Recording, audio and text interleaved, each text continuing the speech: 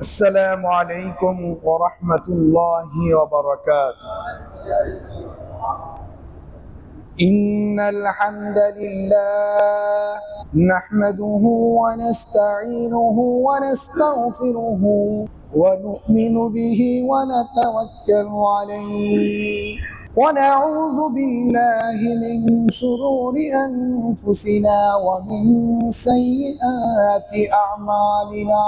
من يهده الله فلا مضل له ومن يضلله فلا هادي له، ونشهد أن لا إله إلا الله وحده لا شريك له، ونشهد أن سيدنا ومولانا محمدا عبده ورسوله صلى الله تعالى عليه وعلى آله وأصحابه وبارك وسلم تسليما كثيرا كثيرا. أما بعد، فقد قال الله تبارك وتعالى في كلامه المجيد وفي فرقانه الحميد. আমরা সকলে পড়ি أعوذ بالله من الشيطان الرجيم بسم الله الرحمن الرحيم والفجر وليال العشر والشفع والوتر. وقال النبي صلى الله عليه وسلم من كان له سعة ولم يضحي فلا يقربن مصلانا، أو كما قال عليه الصلاة والسلام.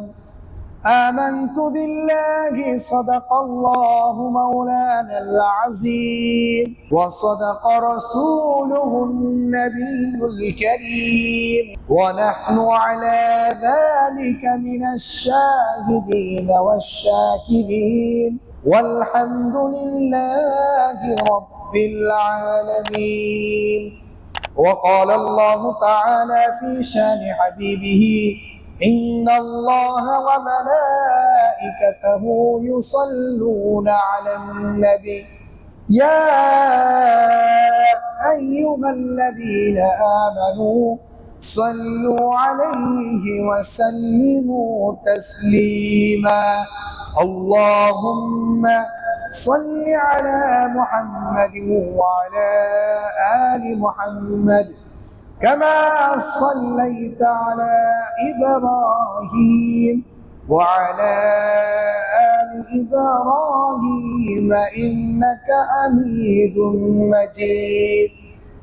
اللهم بارك على محمد وعلى آل محمد كما باركت على إبراهيم وعلى آل إبراهيم إنك حميد مجيد.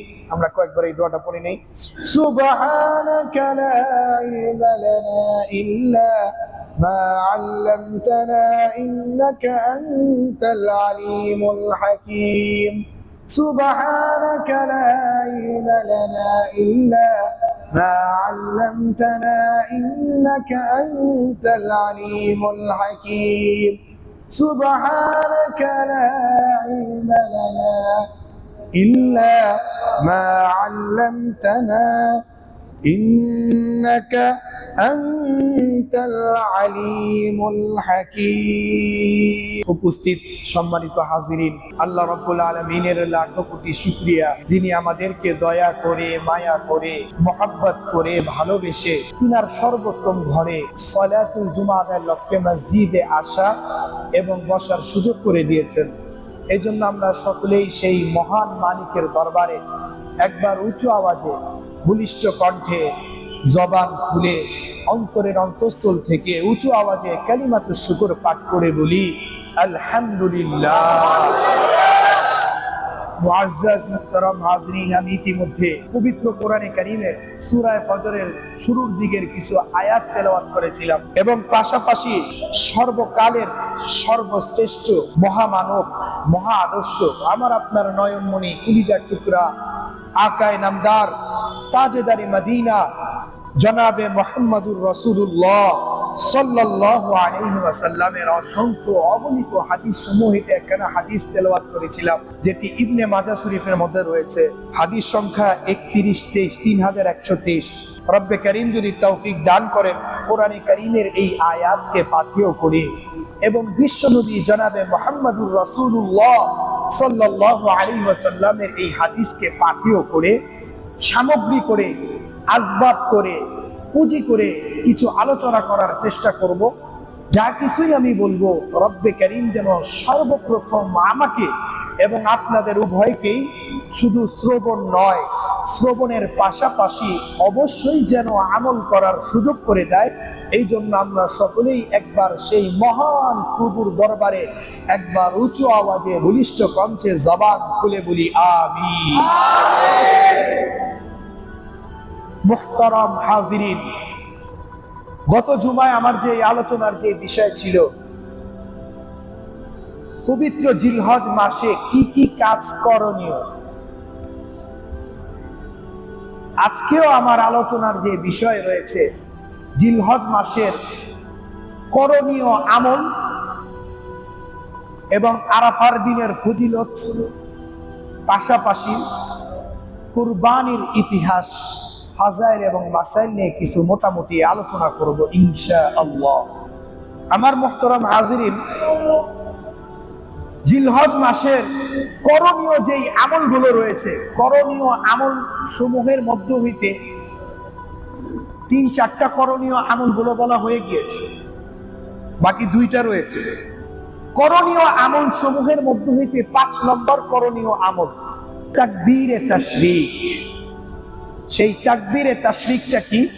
আল্লাহু আকবার, আল্লাহু আকবার, লা ইলাহা ইল্লাল্লাহু, আল্লাহু আকবার, আল্লাহু আকবার, ওয়া লিল্লাহিল হামদ। এই তাকবীরে তাশরিকের মাসআলা রয়ে গিয়েছে। সেটি জিলহজ মাসের 9 তারিখের ফজর থেকে নিয়ে 13 তারিখের আসরের নামাজ পর্যন্ত প্রত্যেক মুসলমান, চাই সে পুরুষ হোক অথবা নারী হোক, চাই সে মুকিম হোক কিংবা মুসাফির হোক, সকলের উপরে প্রত্যেক ফরজ নামাজের পরে একবার তাকবীরে তাশরিক বলা ওয়াজিব। পুরুষগণ উচ্চ সুরে পড়বে আর মা বোনেরা নিচু আওয়াজে পড়বে, এমন আওয়াজ যে নিজে নিজে কানে শ্রবণ করতে পারে, নিজে নিজে কি বলে বুঝতে পারে, এমন হালকা আওয়াজে পড়বে। তাকবীরে তাশরিকের দিনগুলোতে 9 তারিখ, 10 তারিখ, 11 তারিখ, এই দিনগুলোতে আল্লাহ না করুক নামাজ তো কাজা না করা চাই। যদি কারো নামাজ কাজা হয়েও যায় এবং এই তাকবীরের তাশরিকের দিনগুলোতে ওই কাজা নামাজটা উঠাচ্ছে, সেই কাজা নামাজের পরেও তাকবীরে তাশরিক তার পড়তে হবে। তাকবীরে তাশরিকের দিনগুলোতে যদি কোনো নামাজ কাজা হয়ে যায় এবং ওই কাজা নামাজ ওই দিনগুলোর মধ্যে যদি আদায় করে, তাহলে তার ওই কাজা নামাজের পরে তাকবীরে তাশরিক করতে হবে একবার। আরেকটা মাসআলা, তাকবীরে তাশরিক যদি কারো ছুটে যায় ফরজ নামাজের পরে, এখন এই তাকবীরে তাশরিকের কোনো কাজা নেই। এই তাকবীরে তাশরিকের যেহেতু তার ওয়াজিব ছুটে গিয়েছে, এটার কোনো কাজা নেই। সে আল্লাহর দরবারে কান্নাকাটি করবে, ইস্তিগফার করবে। এই ফরজ নামাজের পরে ইমাম সাহেব যদি ভুলেও যায়, ইমাম সাহেবের অপেক্ষা না করি আমরা নিজেরটা নিজে পড়া শুরু করে দিই। এই বিষয়গুলো আমাদের লক্ষ্য রাখতে হবে, খেয়াল রাখতে হবে। এটা ওয়াজিব, ইচ্ছাকৃতভাবে ওয়াজিব তরক করলে অবশ্যই মারাত্মক গুনাহ হবে। এই জন্য এই ব্যাপারটা আমরা সতর্ক থাকা উচিত। পুরুষেরা জামাতের সাথে নামাজ আদায় করার কারণে ভুলে না, আর মা বোনেরা একা একই নামাজ আদায় করার কারণে অনেক সময় ভুলে যায়। এখানে বড় বড় ওলামা এখানে একটা পদ্ধতি শিখিয়ে দিয়েছে। মা বোনেরা যেই স্থানে নামাজ পড়ে সেই জায়গার মধ্যে বড় অক্ষরে তাকবীরে তাশরিকটা লিখে রাখা, তো নামাজ শুরুর আগে যখন এটা নজরে পড়বে তখন আর ভুলবে না, আশা করা যায়।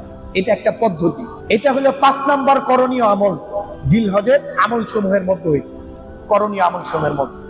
এখন 6 নাম্বার যে করণীয় আমল, ইয়াউমে আরাফা, আরাফার দিন, জিলহজের 9 তারিখ অনেক ফজিলত রয়েছে। 9 তারিখের ফজিলতের কথা হাদিস শরীফের মধ্যেও রয়েছে।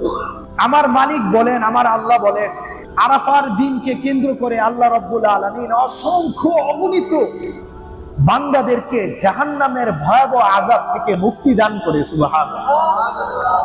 আরাফার ময়দানে হাজী সাহেবদেরকে নিয়ে আমার আল্লাহ ফেরেশতাদের সাথে গর্ব করেন। সুবহানাল্লাহ। হাজী সাহেবদেরকে নিয়ে ফেরেশতাদের সাথে যে কথা বলেন, গর্ব করতে থাকেন, এবং হাজী সাহেবদের এই অসহায় অবস্থার উপরে আমার মালিক খুশি হয়ে যায়। সুবহানাল্লাহ। জিলহজের 1 তারিখ থেকে 9 তারিখের ফজিলতের কথা, রোজার ফজিলতের কথা গত জুমায় আলোচনা করা হয়েছে। আর 9 তারিখের যে ফজিলতের কথা রয়েছে হাদিস শরীফের মধ্যে রয়েছে। আমার মালিক কি বলেন, আমার রাসূল কি দিয়ে বলাচ্ছেন, আমার রাসূল কি বলেন? মুসলিম শরীফের হাদিস, আল্লাহর রাসূল সাল্লাল্লাহু আলাইহি ওয়াসাল্লাম বলেন, সিয়ামু ইয়াউমি আরাফা আহতাসিবু আলাল্লাহি আন ইউকাফফিরা আস-সানাতা আল্লাতী ক্বাবলাহু ওয়াস-সানাতা আল্লাতী বা'দাহু। 9 তারিখে আরাফার দিনের রোজার ব্যাপারে আমার রাসূল বলেন, আমি আশা রাখি যেই ব্যক্তি জিলহজের 9 তারিখে রোজা রাখবে, আল্লাহ রাব্বুল আলামিন তার পূর্বের এবং পরের 1 বছরের গুনাহকে ক্ষমা করে দিবে। সুবহানাল্লাহ। তার পূর্বের এবং পরের গুনাহ মাফ হয়ে যাবে, কাফফারা হয়ে যাবে।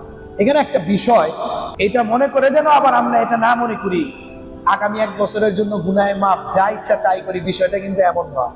এই গুনাহের দ্বারা সগীরা গুনাহ উদ্দেশ্য, কবিরা গুনাহ না। কবিরা গুনাহ তওবার মাধ্যমে আল্লাহর কাছে মাফ চেয়ে নিতে হবে। আল্লাহ পাকের যদি ইচ্ছা হয়, আমার মালিকের ইচ্ছা হয়, তওবা ব্যতীত আমার আল্লাহ মাফ করে দিতে পারে, এটা আমার মালিকের ইচ্ছা। তবে সিস্টেম আছে, নিয়ম আছে, পদ্ধতি রয়েছে। শরীয়ত কি বলে? কবিরা গুনাহগুলো তওবার মাধ্যমে আল্লাহর কাছে মাফ চেতে হবে। এই হলো মোটামুটি জিলহজের করণীয় আমল সমূহের মধ্যে কয়েকটা করণীয় আমল। চামড়া সংক্রান্ত মাসলা মাসাইল, গোশত বন্টনের ক্ষেত্রে এগুলো ইনশাআল্লাহুল আজিজ আল্লাহ পাক তৌফিক দান করলে ঈদুল আজহার মধ্যে আলোচনা করা হবে। কুরবানি, কুরবানি শব্দটি আরবি শব্দ, এর মূল অক্ষর কুরবানুন। আমরা যারা পশু কুরবানি করব, আমাদের নিয়তটা ঠিকঠাক করা চাই। যদি উলট পালট হয়ে যায় তাহলে এই কুরবানির পারিভাষিক যে সংজ্ঞা আমি এখন বলবো, এই সংজ্ঞার মধ্যেই বোঝা যাবে কার কুরবানিটা কবুল হবে আর কার কুরবানিটা কবুল হবে না। পারিভাষিক সংজ্ঞার মধ্যে এসে পড়ে। এর মূল ধাতু কুরবানুন, আরবি শব্দ। এর শাব্দিক অর্থ কি? আবিধানিক অর্থ নৈকট্য, উৎসর্গ, আল্লাহর সন্তুষ্টির উদ্দেশ্যে, আল্লাহকে খুশি করার লক্ষ্যে উৎসর্গ করা বস্তু, উৎসর্গ করা জিনিস, এটা আবিধানিক অর্থ। পারিভাষিক সংজ্ঞা কি কুরবানির? কুরবানির পারিভাষিক সংজ্ঞা হইল আল্লাহকে খুশি করা, আল্লাহকে সন্তুষ্ট করার লক্ষ্যে, আল্লাহকে খুশি করা, সন্তুষ্ট করার লক্ষ্যে নির্দিষ্ট দিনগুলোতে 10, 11, 12 জিলহজের নির্দিষ্ট দিনগুলোতে, নির্দিষ্ট পদ্ধতিতে, নির্দিষ্ট নিয়মে শরীয়ত নির্দিষ্ট করে দিয়েছে। জবেরও মাসলা মাসাইল রয়েছে।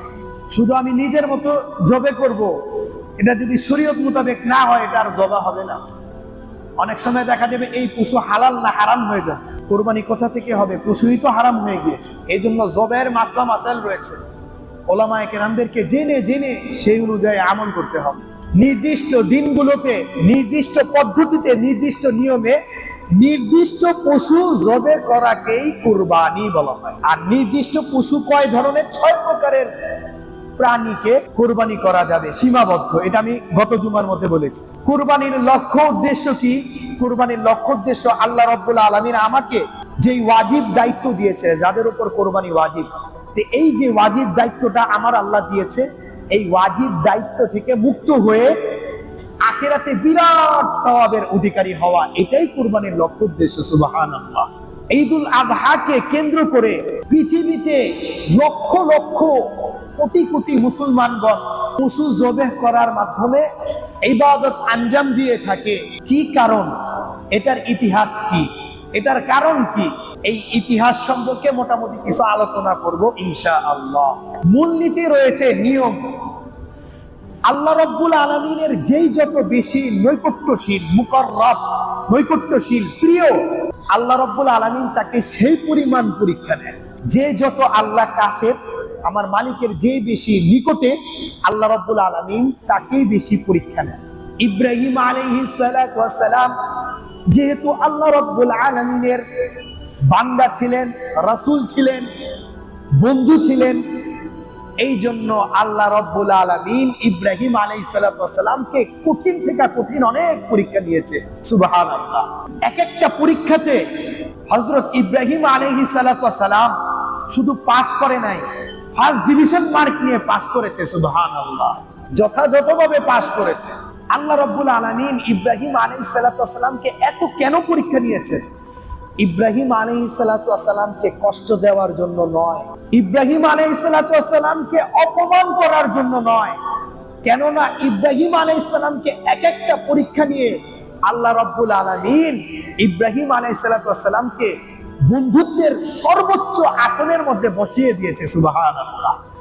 কেননা পরীক্ষার মাধ্যমেই বোঝা যায় কে আসল কে নকল। পরীক্ষার মাধ্যমেই বোঝা যায় সে আল্লাহকে প্রকৃত ভালোবাসে না তার নিজের মনের পূজারী, না নিজের মনকে প্রকৃত ভালোবাসে। পরীক্ষার মাধ্যমেই বোঝা যায়। ইব্রাহিম আলাইহিস সালাতু ওয়াস সালামকে অনেক পরীক্ষা নিয়েছে। আমার রব বলেন সূরা বাকারার 124 নম্বর আয়াত 1 নম্বর পারার হাফিজি কোরআন শরীফের 18 নম্বর পৃষ্ঠার মধ্যে আমার রব বলেন, আমার মালিক বলেন, وَإِذِ ابْتَلَى إِبْرَاهِيمَ رَبُّهُ بِكَلِمَاتٍ فَأَتَمَّهُنَّ। যখন আপনার পালনকর্তা ইব্রাহিম আলাইহিস সালাতু ওয়াস সালামকে কয়েকটা বিষয়ে পরীক্ষা নিয়েছেন। ফাআতাম্মাহুন, ইব্রাহিম আলাইহিস সালাতু ওয়াস সালাম সবগুলোকে সুন্দরভাবে আঞ্জাম দিয়েছে। সুবহানাল্লাহ। এটার ব্যাখ্যা রয়েছে। ইব্রাহিম আলাইহিস সালাতু ওয়াস সালাম কয়টা পরীক্ষার সম্মুখীন হয়েছেন কোরআনে কারিমে স্পষ্টভাবে এটা বোঝা যায় না, জানা যায় না। কোরআনে কারিমে শুধু এতটা বোঝা যায় ইব্রাহিম আলাইহিস সালাতু ওয়াস সালামকে কয়েকটা বিষয়ে পরীক্ষা নিয়েছেন। কয়টা বিষয়ের কয়টা পরীক্ষা দিয়েছেন এটা কোরআনে কারিমে সুস্পষ্টভাবে নেই। কয়েকটা বিষয়ে পরীক্ষা নিয়েছেন এটা কোরআনে কারিমে রয়েছে। সূরা বাকারার 114 নম্বর আয়াত, গালিবান সূরা বাকারার 124 নম্বর আয়াত। আমার মালিক এই কথা বলেছেন। তো সাহাবায়ে কেরামদের রিজওয়ানুল্লাহি তাআলা আলাইহিম আজমাইন, তাবিঈনদের মতামত রয়েছে। কেউ বলেছেন ইব্রাহিম আলাইহিস সালাতু ওয়াস সালামকে 30টা পরীক্ষা নিয়েছে, আবার কেউ বলেছেন ইব্রাহিম আলাইহিস সালাতু ওয়াস সালামকে 10টা পরীক্ষা নিয়েছে, আবার কেউ বা এই 10-এর বেশি 30-এর কম এরকম রয়েছে। 30টাও ঠিক রয়েছে, 10টাও ঠিক রয়েছে। অনেক সময় এই 3টা পরীক্ষাকে কেউ কেউ 10টা করেছে, 15টা করেছে, আবার 15টা পরীক্ষাকে লম্বা ভাবে 4টা করেছে, 3টা করেছে, সবই সহি। ইব্রাহিম আলাইহিস সালাতু ওয়াস সালামকে যে কয়েকটা পরীক্ষা নিয়েছেন, এই কয়েকটা পরীক্ষার মধ্য হইতে কঠিন কঠিন যে পরীক্ষাগুলো রয়েছে, এর প্রথম যে কঠিন পরীক্ষা সেটি হলো নিজ জাতির মতের বিরুদ্ধে যে এক আল্লাহর ইবাদত বন্দেগী তাওহীদের দাওয়াত দেওয়া। এটা সাধারণ কোনো বিষয় নয়, অনেক বড় বিষয়। নিজ জাতির মতের বিরুদ্ধে যে এক আল্লাহর ইবাদত বন্দেগী করার দাওয়াত দেওয়া, তাওহীদের আল্লাহর একত্ববাদের দাওয়াত দেওয়া, এটা প্রথম পরীক্ষা ইব্রাহিম আলাইহিস সালাম। এক একটা পরীক্ষা আলোচনা করতে নিলে ঘন্টা খানিক লাগে। এই জন্য প্রথম পরীক্ষা আর দ্বিতীয় পরীক্ষা আল্লাহ পাক তৌফিক দান করলে কোনো এক সময় বলবো, তৃতীয় পরীক্ষা নিয়ে আলোচনা করবো ইনশাআল্লাহ। দ্বিতীয় নম্বর যে পরীক্ষা রয়েছে, আল্লাহর আদেশে আমার মালিকের নির্দেশে মা হাজেরা আলাইহিস সালাতু ওয়াস সালামকে এবং শিশু ইসমাইল আলাইহিস সালাতু ওয়াস সালামকে মক্কার সেই মরুভূমির জনমানবহীন স্থান, যেখানে কোনো মানুষ নেই, কোনো পাখি নেই, সেখানে রেখে আসা আল্লাহর আদেশ। এবং শিশু ইসমাইল আলাইহিস সালাতু ওয়াস সালাম অসহায় অবস্থায় লালিত পালিত হয়েছে, অসহায় অবস্থায় বড় হয়েছে। এটা হলো দ্বিতীয় পরীক্ষা। তৃতীয় যেই পরীক্ষা রয়েছে, আমার মালিকের আদেশে, আমার মালিকের নির্দেশে কলিজার টুকরা সন্তান শিশু ইসমাইল আলাইহিস সালাতু ওয়াস সালামকে জবে করা। সমস্ত পরীক্ষার মধ্যে হইতে এই পরীক্ষাটা একটু কঠিন ছিল, মোটামুটি কঠিনই ছিল, যেটি সূরা সাফফাতের 23 পারার হাফিজি কোরআন শরীফের 8 নম্বর পৃষ্ঠায় সূরা সাফফাতের 100 নম্বর আয়াত, 101, 102, 106, 7, 8 এই আয়াতগুলোর মধ্যে ইব্রাহিম আলাইহিস সালাতু ওয়াস সালামের যে তৃতীয় পরীক্ষা, এই তৃতীয় পরীক্ষার কথাটা আমার মালিক, আমার রব, আমার আল্লাহ বলেছেন, ইন্না হাযা লাহুয়াল বালাউল মুবিন। আমার মালিক বলেন নিশ্চয়ই এটা একটা সুস্পষ্ট প্রকাশ্য পরীক্ষা ছিল। ইন্না হাযা লাহুয়াল বালাউল মুবিন। তৃতীয় পরীক্ষার মোটামুটি ব্যাখ্যা এই, সময় শেষের দিকে শুধু কোরআনে কারিমের যদি সম্ভব হয় ব্যাখ্যা করব, না হলে ঈদুল আজহার মধ্যে আলোচনা করব। শুধু আমি তরজমা করে যাচ্ছি। ইন্না হাযা লাহুয়াল বালাউল মুবিন, সূরা সাফফাতের। নিশ্চয়ই এটি একটা সুস্পষ্ট পরীক্ষা ছিল। তৃতীয় পরীক্ষার মোটামুটি আলোচনা ব্যাখ্যা হলো এই: হযরত ইব্রাহিম আলাইহিস সালাতু ওয়াস সালাম সিরিয়া থেকে কখনো কখনো আল্লাহর আদেশে, আল্লাহর নির্দেশে শিশু ইসমাইল আলাইহিস সালাতু ওয়াস সালাম এবং তিনার স্ত্রী সহধর্মিণী মা হাজেরা আলাইহিস সালাতু ওয়াস সালামকে দেখার জন্য মক্কার মধ্যে আসতেন এবং দেখে যেতেন। শিশু ইসমাইল আলাইহিস সালাতু ওয়াস সালাম পিতার স্নেহ, মায়া, মমতা, ভালোবাসা থেকে, পিতার যেই মায়া মমতা, পিতার যেই স্নেহ থেকে কিন্তু বঞ্চিত হয়েছে। মাঝে মাঝে বাবা দেখতে আসতো এবং ছোট অবস্থায় কিন্তু পিতার মায়াটা পায় নাই। ছোট অবস্থায় লালিত পালিত হয়েছে, আস্তে আস্তে বড় হয়েছে। এমন সময় আমার মালিকের নির্দেশ এসেছে, আমার মালিকের আদেশ এসেছে। স্বপ্নের মধ্যে দেখেছে যে শিশু ইসমাইল আলাইহিস সালাতু ওয়াস সালামকে বাবা কি করছেন? জবে করছেন। কোরআনে কারিমে এইভাবে বলেছে আমার মালিক, রব্বি হাবলি মিনাস সালিহিন। ইব্রাহিম আলাইহিস সালাতু ওয়াস সালাম আল্লাহর কাছে দোয়া করেছেন, আল্লাহ শেষ বয়সে বাচ্চা জন্ম দেওয়ার অবস্থা চলে গিয়েছে, বৃদ্ধ অবস্থায় মা হাজেরা আলাইহিস সালাতু ওয়াস সালামও বৃদ্ধ হয়ে গিয়েছে, সম্ভাবনা নেই, কিন্তু আমার মালিকের কাছে অসম্ভব কোনো শব্দ নেই। সুবহানাল্লাহ। আমার মালিক চাইলে বৃদ্ধ অবস্থায়ও দিতে পারে। কথা ঠিক কিনা? আমরা আরো জোরে বলি, কথা ঠিক কিনা? রব্বি হাবলি মিনাস সালিহিন, আমার মালিক আমাকে নেক সন্তান দান করুন। এই জন্য সন্তান যখন আমরা চাবো, এই দোয়াটা পড়া, রব্বি হাবলি মিনাস সালিহিন, আয় আল্লাহ আপনি আমাকে নেক সন্তান দান করুন, যেই সন্তান দুনিয়াতেও আমার কাজে আসবে, যেই সন্তান আখিরাতেও আমার কাজে আসবে। সুবহানাল্লাহ। রব্বি হাবলি মিনাস সালিহিন। এবং মনের মধ্যে ইয়াকিন রাখতে হবে, দৃঢ় বিশ্বাস রাখতে হবে, আমার মালিক আমার দোয়া কবুল করবেই ইনশাআল্লাহ। দেখা যাবে আল্লাহ দোয়া কবুল করবে ইনশাআল্লাহ। এই ইয়াকিন থাকলে অবশ্যই আল্লাহ খালি হাতে বান্দাকে ফিরাইয়া দেয় না। সুবহানাল্লাহ। আমার আল্লাহ দোয়া কবুল করে ফেলেছে।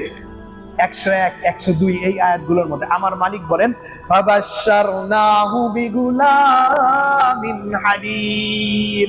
আমার আল্লাহ দোয়া কবুল করে নিয়েছে ইব্রাহিম আলাইহিস সালাতু ওয়াস সালামকে একটা নেককার, শুধু নেককার না, ধৈর্যশীল সন্তানের সুসংবাদ দান করেছে। সুবহানাল্লাহ।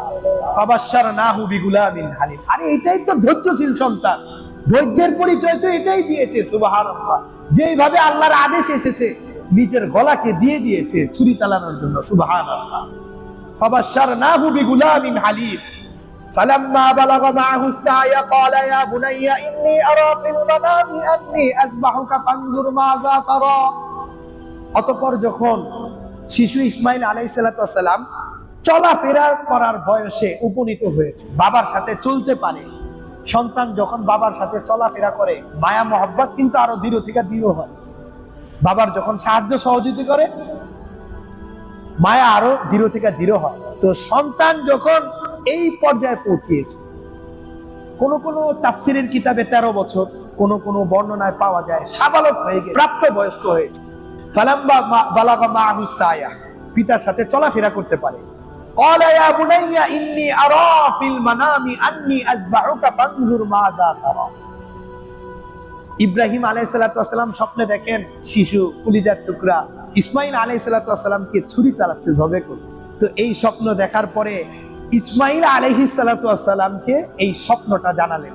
ক্বালা ইয়া বুনাইয়া, হে আমার প্রিয় সন্তান, কলিজার টুকরা, ইন্নী আরা, নিশ্চয়ই আমি দেখেছি, ফিল মানামি, স্বপ্ন যুগে, আন্নী আযবাহুকা, যে নিশ্চয়ই আমি তোমাকে জবে করছি, ফানজুর মাযা তারা, এখন তুমি বলো তোমার কি রায়, তোমার কি অভিমত। নবীর ছেলে নবী হবে। সুবহানাল্লাহ। বুঝে ফেলেছে এটা আমার মালিকের আদেশ, আমার মালিকের আদেশ যেহেতু এসে গিয়েছে, চুল পরিমাণ দেরি করতে নাই। আর এটা আমার বাবা যে স্বপ্ন দেখেছে, আমার বাবা নবী, নবীর স্বপ্ন সব সময় সত্য হয়, এটা ওহী হয়। আল্লাহর আদেশ এসেছে, আল্লাহর আদেশের সামনে নিজের মস্তক নত করে দিতে হবে। সুবহানাল্লাহ। এটাই পরিপূর্ণ আনুগত্য। যে কোনো বিধান আসুক না কেন, আল্লাহর হুকুম আসুক না কেন, সাথে সাথে মস্তকটাকে কোনো যুক্তি দাঁড় না করানো, সাথে সাথে নিচা হয়ে যাওয়া, এটাই প্রকৃত মুসলমানের পরিচয়। ফানজুর মাযা তারা, এই কথা বলার সাথে সাথে ইব্রাহিম আলাইহিস সালামের কলিজার টুকরা সন্তান শিশু ইসমাইল আলাইহিস সালাম বলতে লাগলেন, ক্বালা ইয়া আবাতি ফাল মা তুমার, হে আমার পিতা, ক্বালা ইয়া আবাতি ফাল মা তুমার, আপনি তাই করুন আমার মালিক যেটা আদেশ করেছে। সুবহানাল্লাহ। সাতাজিদুনি ইনশাআল্লাহু মিনাস সাবিরিন, ইনশাআল্লাহ, আপনি আল্লাহ যদি চায়, সাতাজিদুনি ইনশাআল্লাহ, যদি আমার মালিক চান আপনি আমাকে ধৈর্যশীলদের অন্তর্ভুক্ত পাবেন। সুবহানাল্লাহ, কত সুন্দর বাক্য। বলে নাই আপনি আমাকে ধৈর্যশীল পাবেন, ধৈর্যশীলদের অন্তর্ভুক্ত পাবেন। আমার আগেও অনেক ধৈর্যশীল বান্দারা পরীক্ষা দিয়েছে। সুবহানাল্লাহ। আল্লাহ যদি চায়, ইনশাআল্লাহ, যদি আমার মালিক চায় আপনি আমাদের ধৈর্যশীলদের অন্তর্ভুক্ত পাবেন, ধৈর্যশীলদের অন্তর্ভুক্ত পাবেন। সাতাজিদুনি ইনশাআল্লাহু মিনাস সাবিরিন।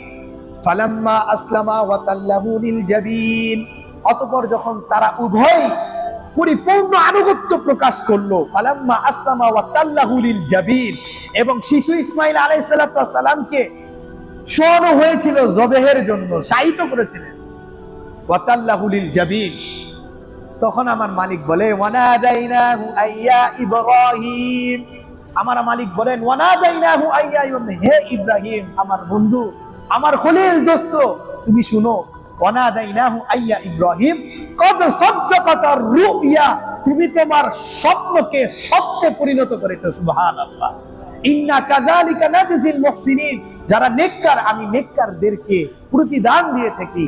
ইন্না কাযালিকা নাজজিল মুহসিনিন ইন্না হাযা লাহুয়াল বালাউল মুবিন, আর ইন্না হাযা লাহুয়াল বালাউল মুবিন, নিশ্চয়ই এটা একটা সুস্পষ্ট পরীক্ষা ছিল যেটা তুমি সুন্দরভাবে আঞ্জাম দিয়েছো। সুবহানাল্লাহ।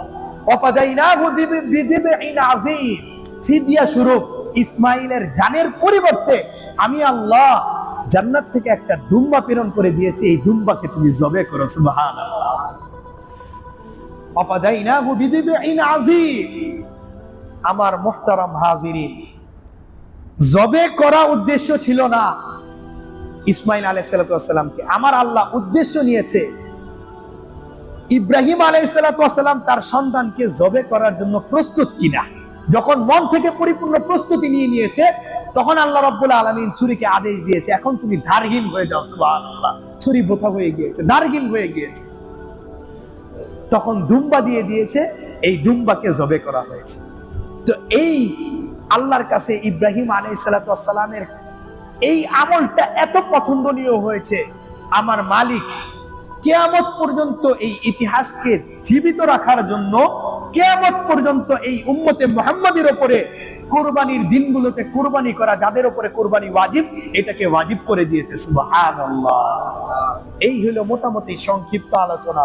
আল্লাহ পাক যদি তৌফিক দান করে ঈদুল আজহার মধ্যে এর বিস্তারিত মোটামুটি আলোচনা করা হবে ইনশাআল্লাহ। আমরা যারা পশু কুরবানি করব, যাদের উপরে কুরবানি ওয়াজিব, আমরা অবশ্যই অবশ্যই এই ওয়াজিব দায়িত্ব আঞ্জাম দিব। যদি ওয়াজিব থেকে বিচ্যুত হয়ে যায়, আল্লাহ রাব্বুল আলামিন কিন্তু ধমকি দিয়েছে, আল্লাহর রাসূল ধমকি দিয়েছে। কি বলেন? সুনানে ইবনে মাজাহ শরীফের মধ্যে রয়েছে 3123 হাদিস সংখ্যা। আমার রাসূল কি বলেন? মান কানা লাহু সাআতুন, যার সামর্থ্য থাকা সত্ত্বেও সে কুরবানি করলো না, মান কানা লাহু সাআতুন ওয়া লাম ইউদহি ফালা ইয়াকরাবান্না মুসাল্লানা, সে যেন আমাদের ঈদগাহের ধারের কাছেও না আসে। নাউযু বিল্লাহি মিন যালিক।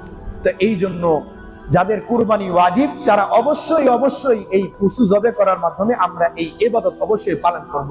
যাদের উপরে কুরবানি ওয়াজিব নয়, আমরা যদি তারপরেও দেই নফল ইবাদত, আল্লাহ রাব্বুল আলামিন অধিক সওয়াব আমলনামার মধ্যে দান করবে। সুবহানাল্লাহ। আমরা করা চাই, ইনশাআল্লাহ চেষ্টা করব।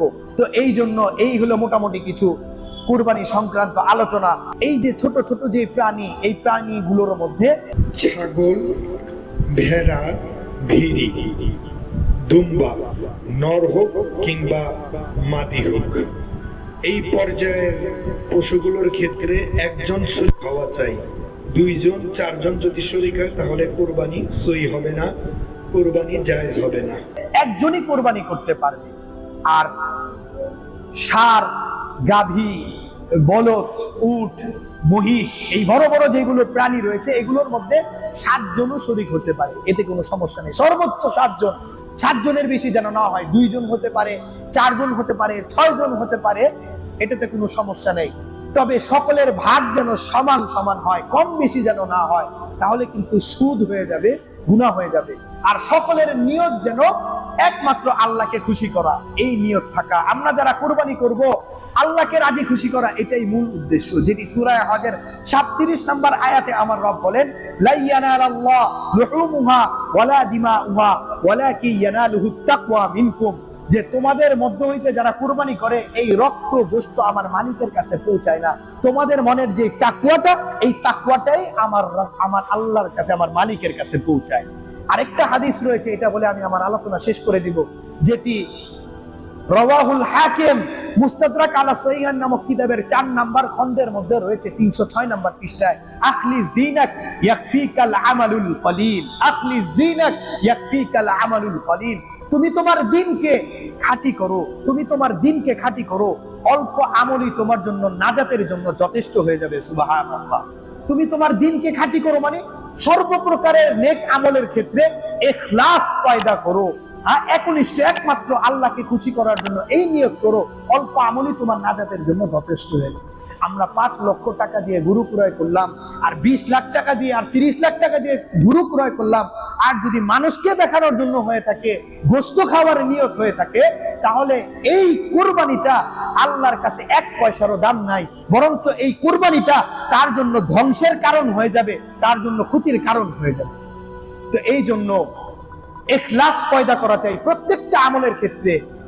তো এই বলে আমি আমার আলোচনা শেষ করে দিব। আল্লাহ পাক তৌফিক দান করলে ঈদুল আজহার মধ্যে আমরা মোটামুটি কুরবানির ইতিহাস ফাজাইল নিয়ে মোটামুটি আরো কিছু মাসলা মাসাইল রয়েছে, সেই সময় আমরা আলোচনা করব। তো যা কিছুই আমি বলেছি, রব্বে কারীম যেন সর্বপ্রথম আমাকে এবং আপনাদের উভয়কে এই শুধু শ্রবণ নয়, শ্রবণের পাশাপাশি অবশ্যই যেন আমল করার সুযোগ করে দেয়। এই জন্য আমরা সকলে একবার উঁচু আওয়াজে সেই মহান মালিকের দরবারে একবার উঁচু আওয়াজে বলিষ্ঠ কণ্ঠে বলি আমিন, আমিন। ওয়া আখিরু দাওয়ানা আনিল হামদুলিল্লাহি রাব্বিল আলামিন।